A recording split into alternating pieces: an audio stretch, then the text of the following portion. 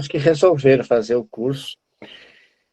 E eu lembro que eu trabalhava como técnico de enfermagem, estava fazendo faculdade de medicina e fui dar aula justamente de prática de enfermagem, ensinar a fazer os procedimentos assim de nebulização, aplicar injeção, diluir medicação. E eu fiz isso da maneira mais fácil que eu podia explicar. Fiz a prova super fácil e assim foi desastroso o resultado. Então, assim, dar aula com uma turma heterogênea é um desafio enorme, porque tem níveis de inteligência diferentes, níveis de interesse diferentes. E para dar aula na faculdade de medicina é extremamente fácil, porque a gente está com os alunos muito nivelados, passaram pelo crivo de um vestibular, de um Enem muito selecionado, né? Então é extremamente mais fácil tu dar uma aula.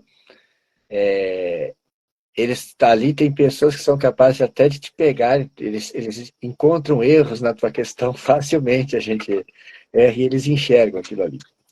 Mas assim, o professor, no geral, para dar aula para uma turma heterogênea, onde tem níveis diferentes de inteligência, onde tem crianças com patologia, cara, eu tiro meu chapéu.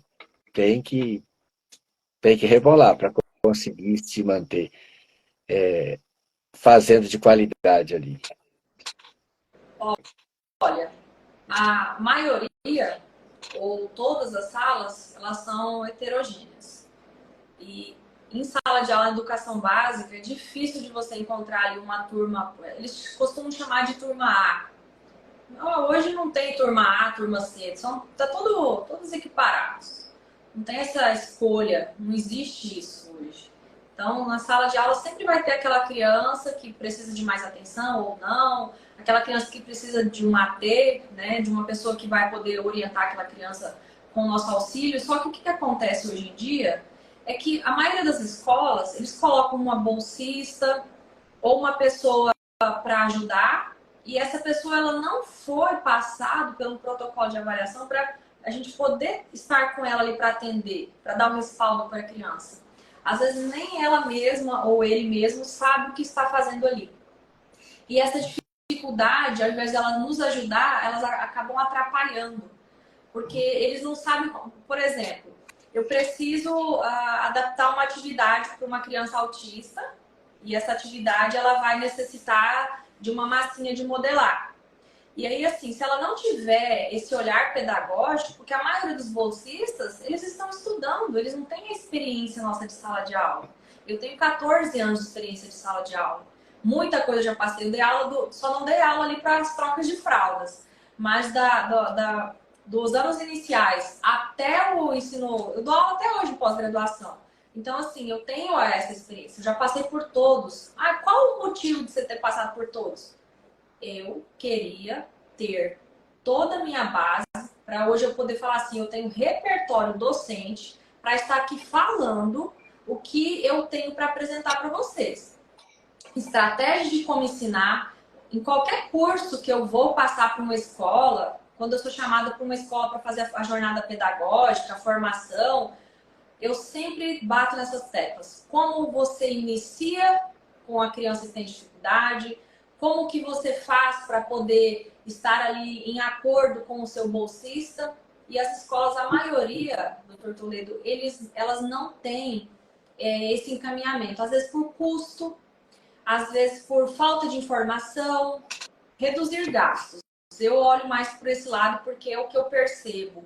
Hoje em dia, poucas escolas convidam um profissional para atender ou até mesmo aplicar o curso para bolsista, para como lidar com isso, e até mesmo para os próprios professores. Hoje, o professor é muita coisa para o professor fazer. É lançamento em sistema, é trabalho para fazer para essas crianças, é datas comemorativas. Aquelas escolas ainda que fazem lembrancinhas, que é lindo, maravilhoso, mas sobrecarrega o professor. Aí tem provas. Ah, vamos lá! Agora você imagina aí, doutor Toledo, a professora aqui, com 32 alunos em sala de aula, 12 laudados. Ah, é só fazer uma atividade. Não, eu tenho as 12 crianças para cada uma delas, porque não é a mesma para todos. Às vezes o meu TDAH, ele é hiperativo, então eu tenho que trabalhar uma atividade que ele vai demorar mais tempo para fazer. E às vezes, porque o TDAH não significa que ele não sabe fazer porque ele é desatento. Não, às vezes ele sabe fazer muito rápido, mas ele não quer ficar parado, ele quer se agitar. Então eu tenho que fazer uma atividade pensando nele. E tem aquele TDA, que não tem a atenção necessária, então eu tenho que trabalhar uma atividade mais rebuscada, com imagem, com mais detalhes. E o autista? Então, assim, tem todo. Então, são 12 atividades diferentes, mais a da sala de aula. Então, você imagina, não é dobrado o trabalho. São 12 vezes mais. E isso sobrecarrega o professor. Então, o professor, ninguém sabe que esse professor, às vezes, ele vai dormir de madrugada.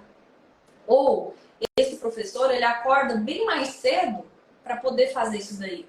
Chega o final de semana, ele não tem final de semana. Alguém olha para esse professor, alguém sabe disso? Só quem convive.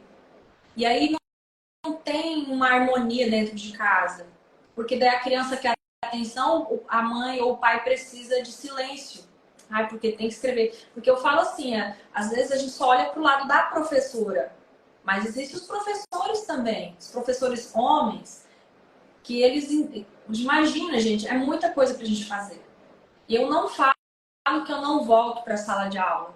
Mas, assim, a minha intenção não é voltar devido à demanda, devido à questão de não valorização nossa, do nosso trabalho, de ter mais pessoas para nos ajudar.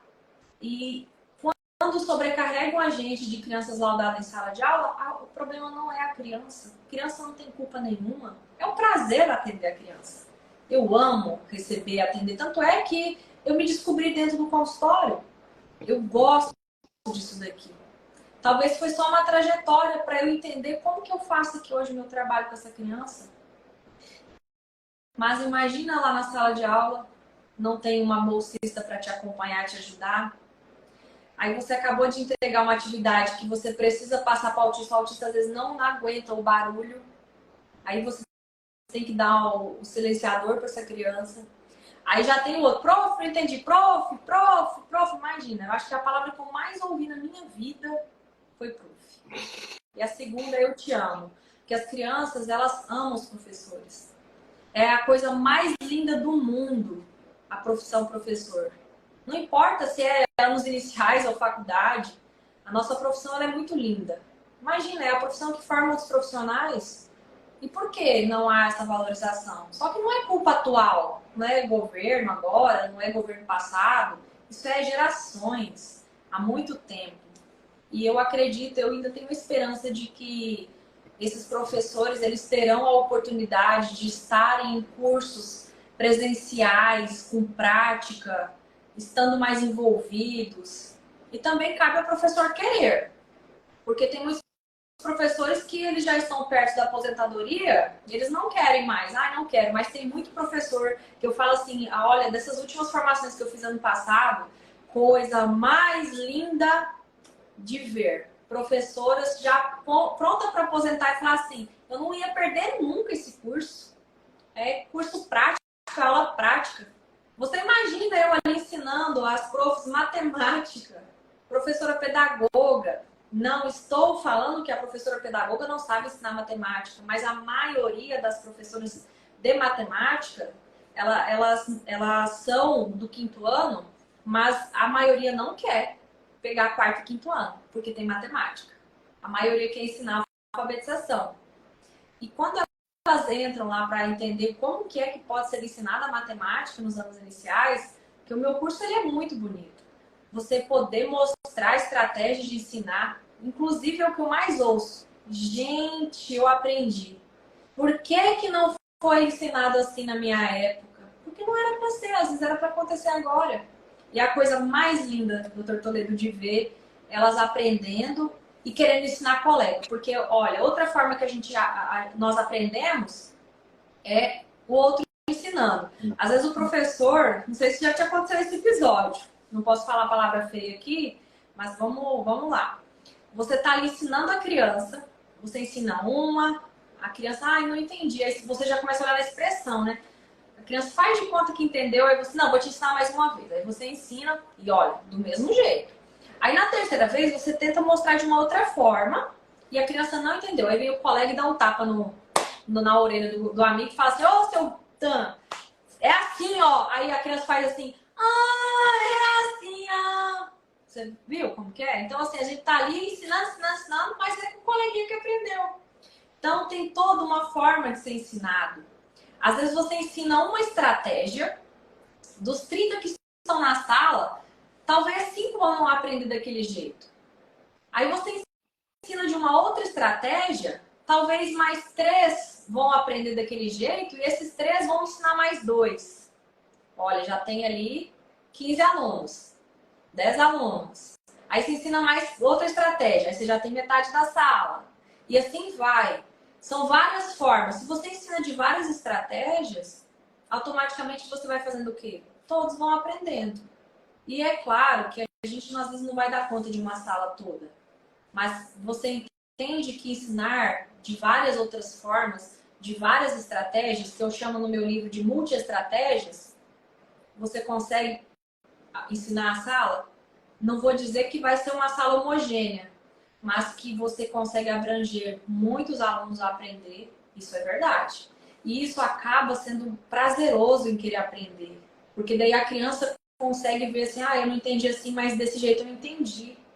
E a partir do momento que ela aprende de outro jeito, ela vai querer aprender do outro jeito que ela não estava entendendo. Isso é muito importante.